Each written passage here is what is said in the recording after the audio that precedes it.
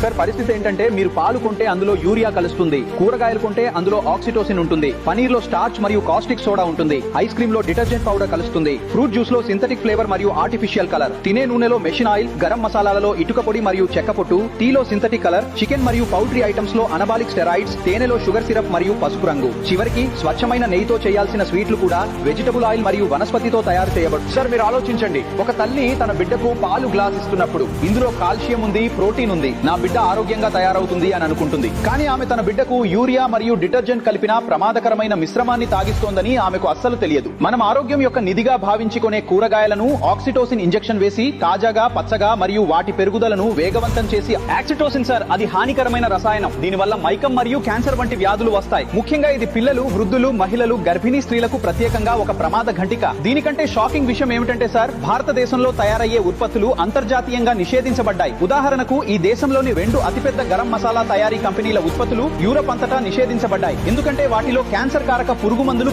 ఆ మసాలాలు కూడా ఈ రోజు భారతదేశంలో అమ్ముడవుతున్నాయి. అయ్యా పరిస్థితి ఏంటంటే ఇతర దేశాలలో ఏ ఆహార పదార్థాలను పెంపుడు జంతువులకు కూడా తినిపించరో వాటిని మన దేశంలో ఈ కంపెనీలు విచ్చలవిడిగా అమ్ముతున్నాయి.